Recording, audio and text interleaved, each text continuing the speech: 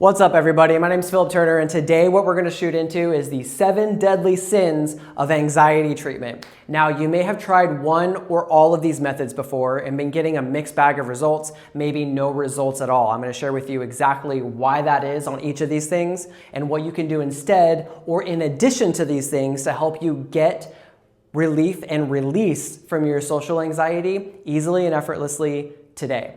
So before we get a little bit too far, again, my name is Philip Turner. I've been studying social skills, human behavior, the unconscious mind for well into a decade. I'm also master certified in hypnotherapy, mental and emotional release, and neuro-linguistic programming.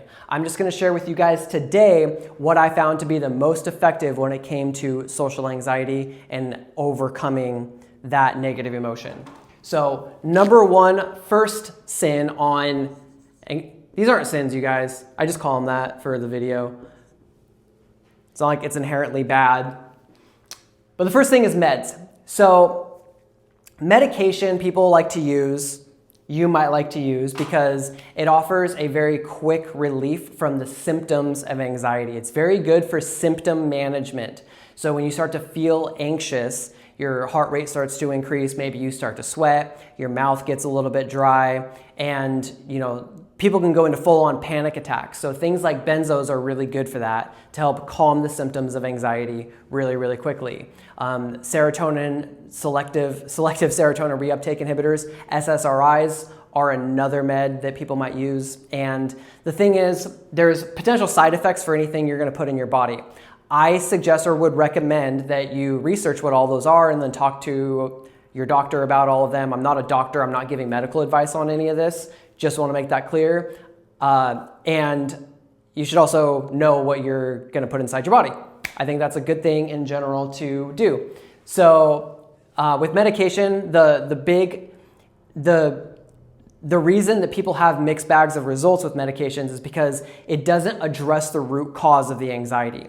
There's a reason that you're feeling the anxiety in the first place, and the medication helps with the symptoms that is the response to the trigger of the anxiety.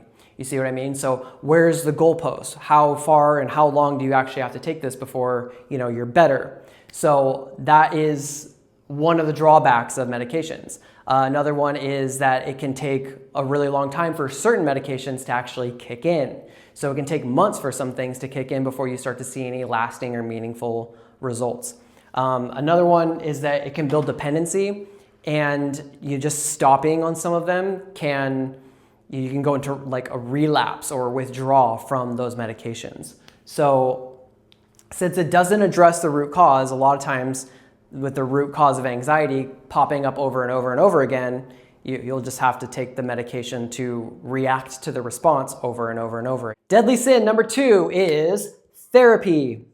So therapy like psychotherapy, like cognitive behavioral therapy or CBT, where you'll go see a therapist and then you talk about your day, you talk about your life, why maybe you are the way things are, and then they'll be like, oh, it's help you uncover why that is, and then maybe learning coping skills or coping techniques around that. And I'm not really the biggest fan personally of it, because intellectual insight doesn't necessarily mean that you are releasing the root cause of something. So I uncovered something really big about myself at one point, and because my unconscious mind didn't actually release the root cause reason for that, my behavior and patterns still stayed the same until I actually released it. So most therapists don't really take you through a release process of how to actually let it go on the unconscious level, and then people end up getting mixed bags of results again. So it's not necessarily for everybody.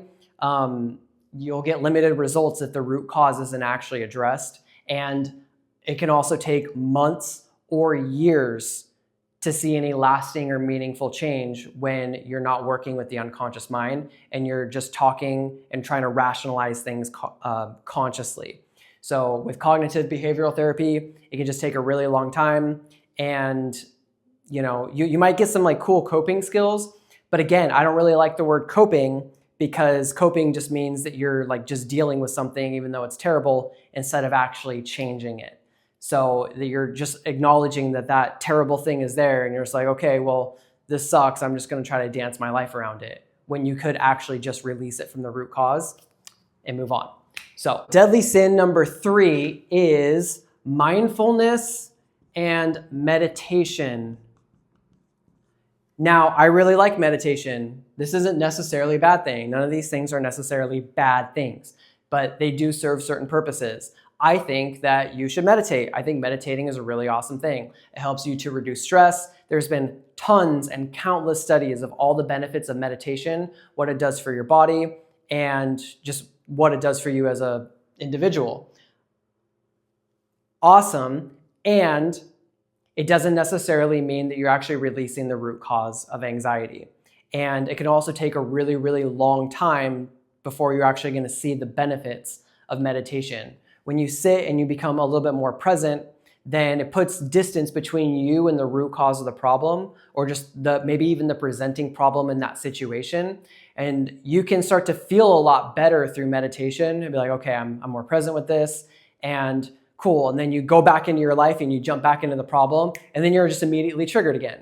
So that to me isn't really like a big solution for anxiety. It's just a way to manage or cope with the problem in the first place. So I think meditation is really, really awesome. You should meditate. I think, again, everybody should meditate. I meditate every day.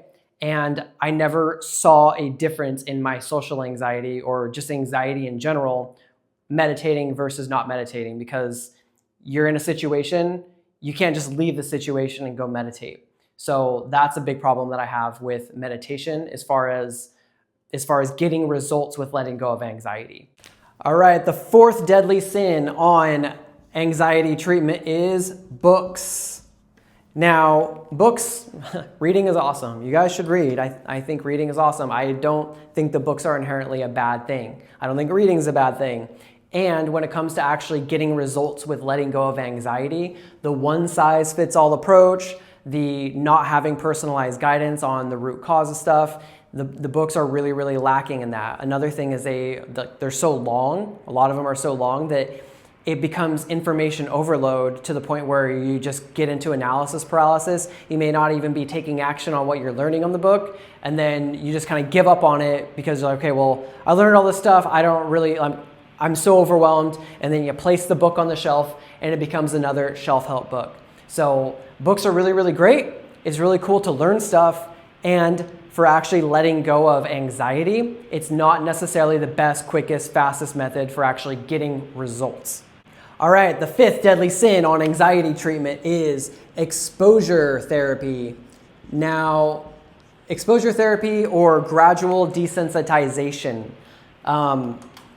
This is where you're basically forced into a situation where you have to be triggered and just do this over and over and over again through repetition. So the thing that you're actually really fearful of, you just have to go do it. So you face your fears head on, just dive right in, get triggered, be like, oh shit, and then learn to deal with it. And then over time, you get enough reference experiences that your unconscious mind starts to generalize and learn that you're not gonna die. Okay, well, this thing is okay. Going and approaching this person or being in this situation is okay. Your body is still safe. And the big drawback with this is that it's very, very emotionally taxing and exhausting. For a lot of people, this is also something that can just re-traumatize them again. And it requires a lot. It just requires a lot of commitment, a lot of really long-term commitment. And let's say you get a little bit of results out of it, and then you take a step back from that situation and you have to go back into it, then you might just relearn all of your old patterns because, again, the root cause isn't addressed. The root cause isn't released. So your old patterns are going to keep showing back up. So you might get a little bit new behavior by being exposed to what it is you're fearful of over and over and over. And then when you actually take a step back from it, try to jump back in, it feels totally new again, and you're still freaking out just like you were before. So that's a big drawback of exposure therapy. And if you've tried it, you may have been getting mixed results or maybe no results at all because, again, it can be re-traumatizing for a lot of people. All right, now the 6th deadly sin on anxiety treatment. This method,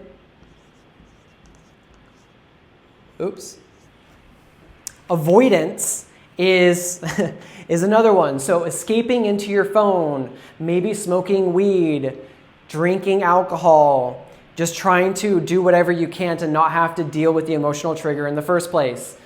This is just coping and coping and coping and coping. I do not recommend this at all because it doesn't solve your problem.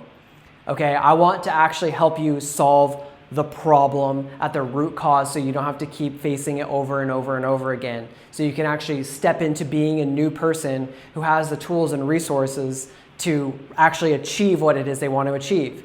Whether it's making friends, making more money, getting really awesome dates, maybe just getting a girlfriend or a wife at some point. Like all of those things are really incredible, and you need to actually be a new person if you're wanting to step into that sort of life. Avoiding what you have to do in order to do it is probably the least recommended, worst thing on this entire list that you could do. So escaping into porn, escaping into social media, scrolling, whatever, that's just like massive coping, zero healing, don't recommend it at all. It doesn't work, okay? I was just like, it just doesn't fucking work. Number 7 is somatic practices like breath work. Sorry, it's like getting really hard to write down that low. So things like breath work, things like yoga or other somatic practices are really incredible. I think you should do them. I think you should do breath work. I think you should do yoga. I love yoga. And with those types of practices, they don't really address the actual root cause, but they do help you feel better in your body. So they help regulate the nervous system quite a bit and help you feel a lot more calm. It relieves surface tension, but it doesn't actually equal release of the emotional baggage. It doesn't target the core of the emotional baggage. So while it feels really, really good to do, it doesn't necessarily mean that the anxiety or the triggers for the anxiety or how you respond in those situations is going to be any different at all. So another drawback is it can take a really long time to actually get the benefit, and it just requires like a ton of discipline and a ton of practice to start to see those sorts of benefits. So those are the 7 deadly sins of anxiety treatment. Again, you guys, not like all of these things aren't necessarily bad or inherently bad.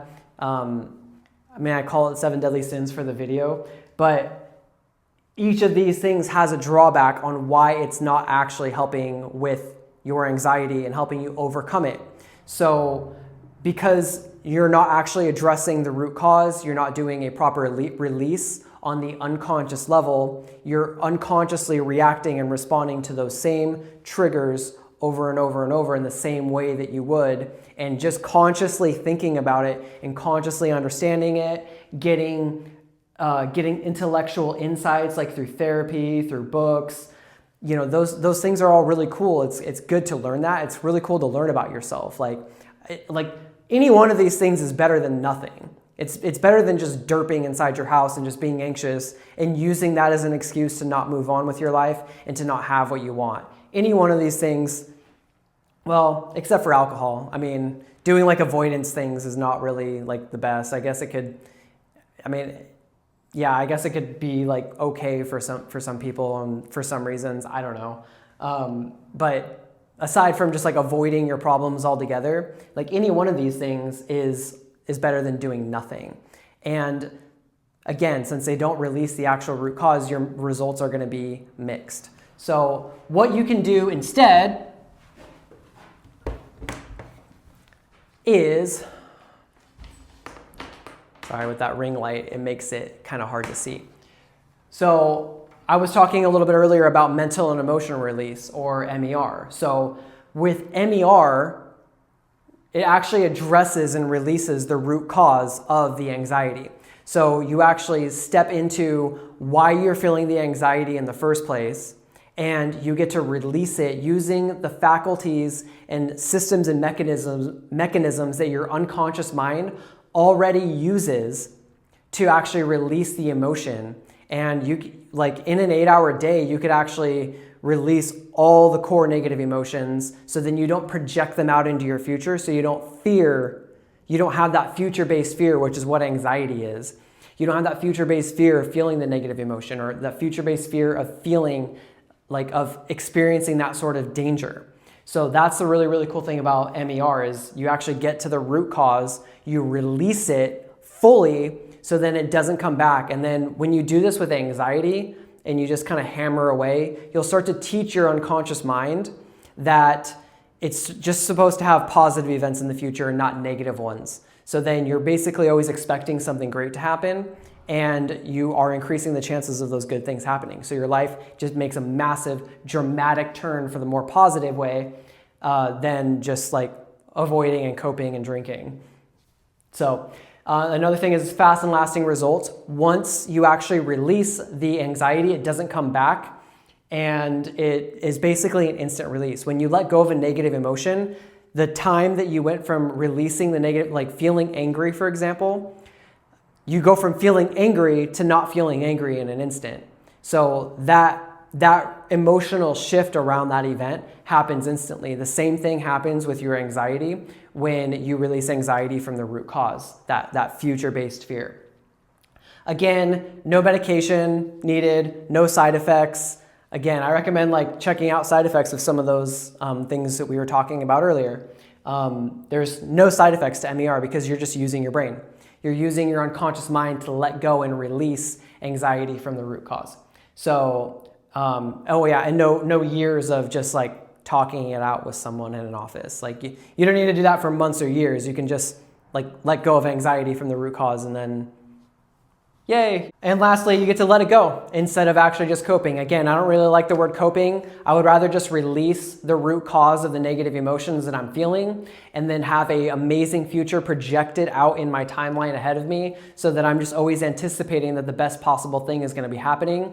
And if I just always do that, then my body cannot physically create the symptoms of anxiety in the first place. I'm just more excited about things. I'm not projecting my negative past onto the future, and I just let it go. So if that's something that you guys want to experience and try out for yourself, then click the link below. I will take you guys to a free course, and I'll teach you all about the unconscious mind, how it creates anxiety, where anxiety comes from, how to let it go. And I also include a whole recording of the release process that I actually take clients through, and you can experience the anxiety release for yourself and see just how effective and fast and easy it is to release the anxiety yourself. And you can do that totally for free. So click the link below and I'll see you inside. Make sure to hit that subscribe button, and I will see you guys on the next video.